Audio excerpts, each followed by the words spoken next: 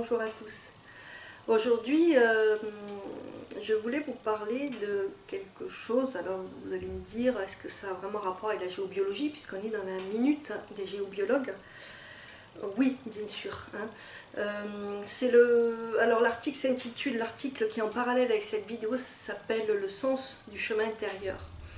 Et je voulais vous parler de quelque chose qui aujourd'hui m'interpelle dans le milieu pseudo-spirituel, on va dire, énergétique, spirituel. On voit beaucoup de très belles phrases fleurir, du style, je vais vous trouver un exemple, il faut être, voilà, en fait, il faut être spirituellement correct. Et c'est un petit peu, je trouve, tyrannique. Par exemple, une phrase, il faut sortir de sa zone de confort. Voilà, c'est une des dernières phrases que j'ai vu fleurir sur le web. Et alors tout le monde a ce mot-là à la bouche, le problème c'est qu'il est mis à tort et à travers, et qu'après ça n'a plus de sens. Donc je voulais vous inviter à être vigilant à ce que vous lisez, parce que moi aussi, je veux dire, on lit un très beau texte, on dit ah bah super, je vais l'appliquer dans ma vie, donc on sort cette belle phrase à tout va, et non seulement elle ne veut plus rien dire, mais en plus on l'incarne pas du tout. Je veux dire, en l'occurrence sortir de sa zone de confort, oui et non. Pourquoi on serait obligé d'en sortir? Certaines choses nous obligent à en sortir au quotidien, des états de fatigue, des migraines nous obligent à sortir de la zone de confort, donc on n'est pas obligé d'aller sauter en parachute ou faire des choses extraordinaires pour se prouver qu'on est spirituel et qu'on a la foi. Ce que je voulais vous dire, c'est que le plus important, c'est ma vision, vous en faites ce que vous voulez, bien sûr. Ma vision, c'est d'essayer d'être le plus simple et le plus humble possible pour pouvoir coller à notre réalité, à ce qu'on est vraiment. C'est important de se relier au cœur et non pas à l'intellect, à la tête et tout ce qu'on lit. C'est de se relier avec simplicité dans le cœur pour pouvoir incarner qui on est vraiment. Par exemple, pour reprendre cette phrase, sortir de sa zone de confort, si je veux tous les jours sortir de ma zone de confort, ça va être l'enfer, ça va être une tyrannie. Vous voyez ce que je veux dire? Pour moi, c'est important par exemple, si j'ai une colère, c'est de dire, ok, là je suis en colère. Je ne vais pas essayer de sortir de la colère en me disant, mais c'est pas, spirituellement, c'est pas bien, il ne faut pas être en colère, il ne faut pas ci, il ne faut pas ça. Non, regardez cette colère, regardez, essayez de voir d'où elle vient. Ce qu'elle vient vous dire, elle est légitime, la colère. Je veux dire, la colère, si elle est là, ça veut dire que peut-être petit, on a subi des injustices, des choses comme ça. C'est important de regarder d'où elle vient, ce qu'elle vient nous dire un petit peu tous les jours. Moi, un jour, j'ai eu une forte colère, il n'y a pas très longtemps, je ne me rappelle plus la date, et en fait, je me suis aperçue en même temps, il y avait eu un attentat de l'autre côté de la Terre, un truc assez violent à peu près à la même heure.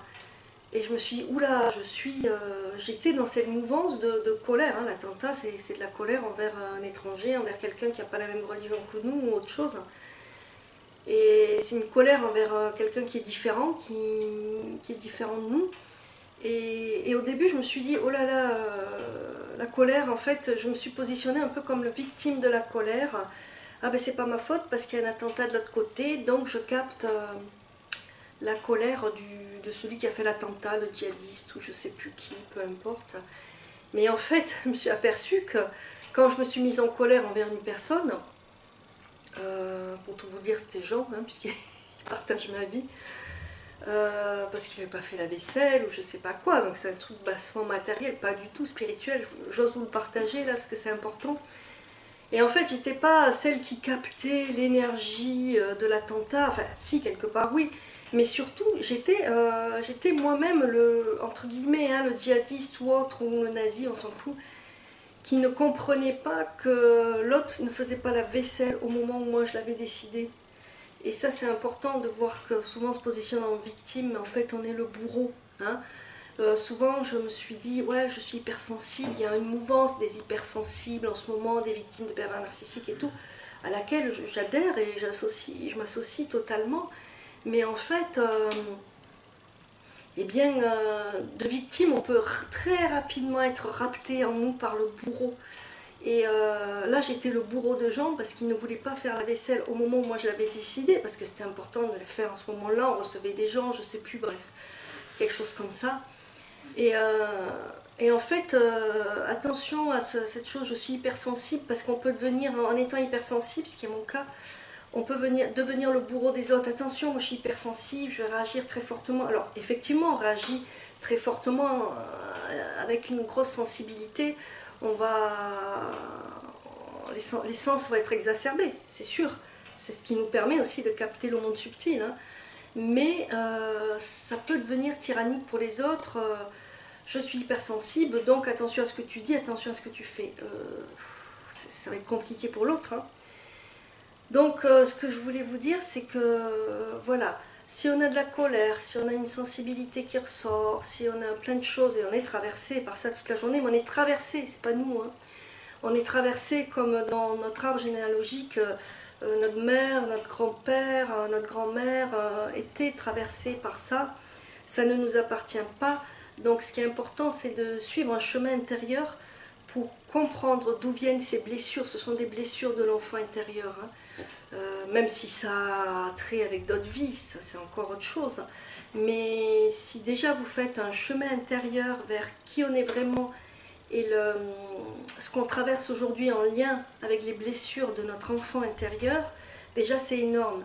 Et effectivement, ce chemin, c'est difficile de le faire tout seul. Pourquoi? Parce que l'ego, il va venir nous masquer tout ce dont il a envie. Hein. On voit beaucoup dans les rêves nous montrent, c'est une porte ouverte sur l'inconscient, et l'inconscient, il vient nous masquer plein de choses. Donc, moi j'aime beaucoup le travail sur les rêves parce qu'on est en ligne directe à l'inconscient, et l'ego, il n'a plus lieu d'être, ou alors il nous est montré sous une facette ou une autre. Donc, que ce soit par les rêves ou par d'autres thérapies, travail en psychologie, ça se marie absolument, ça épouse absolument le travail spirituel. Sinon, on va se retrouver, moi je le vois beaucoup autour de moi, des personnes qui disent « Ah oui, mais j'ai ça parce que dans une autre vie, tatati, tatata. » Certes, mais cette vie-là, aujourd'hui, elle est complètement la résultante de nos vies passées. Donc déjà, s'intéresser aux blessures de notre enfant intérieur, et Dieu sait si l'ego, il n'a pas envie de s'y plonger, mais un travail psychologique avec les rêves ou autre, hein, il va nous permettre de comprendre qui on est vraiment.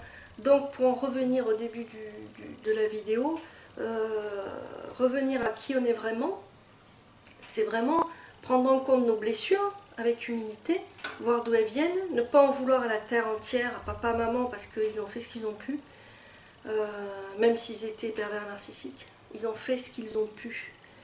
Et c'est important d'avoir de l'humilité dans notre travail.